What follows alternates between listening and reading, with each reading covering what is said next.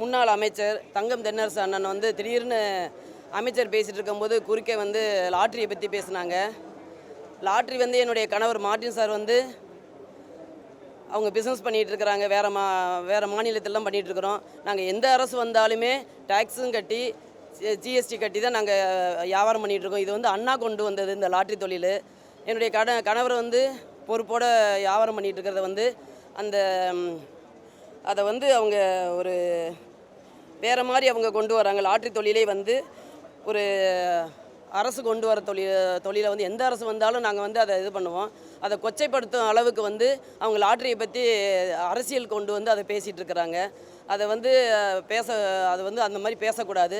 எந்த அமைச்சருக்கு என்ன பதிலுக்கு கேள்வி கேட்குறாங்க அந்த பதில் வந்து கரெக்டாக அந்த அமைச்சருக்கு தான் கொடுக்கணும். நிதி அமைச்சர் கேட்டதுக்கு லாட்ரி அப்படின்னு சொல்லிட்டு எங்கள் கணவரை இருக்கிறாங்க. என்னுடைய சன்னுலாம் வந்து லாட்ரியிலேருந்து வெளியில் வந்துட்டாங்க. இருந்தாலும் தேவையில்லாத இதை வந்து பேச வேண்டாம்னு கூறிக்கொள்கிறேன். நன்றி, வணக்கம்.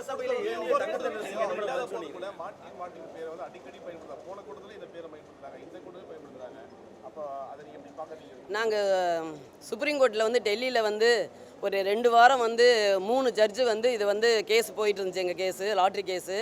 அப்போ நானும் தான் கூட போயிருந்தேன்.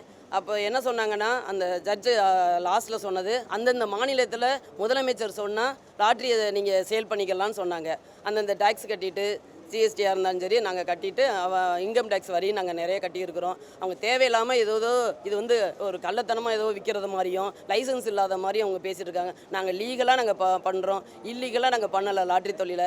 இதை வந்து வேணுன்னே கொச்சப்படுத்துறதுக்காகவே லாட்ரின்னு சொல்லிட்டு அவங்க செய்த தவறுகளை மறைக்கிறதுக்காக இந்த மாதிரி பேசுகிறாங்க.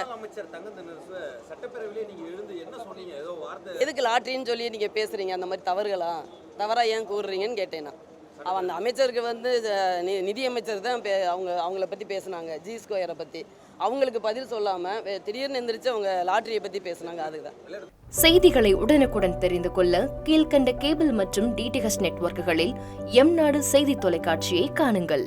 பாதகம் செய்பவரை கண்டால் நாம் பயம் கொள்ளலாகாது பாப்பா. மோதி மிதித்துவிடு பாப்பா, அவர் முகத்தில் உமிழ்ந்துவிடு பாப்பா.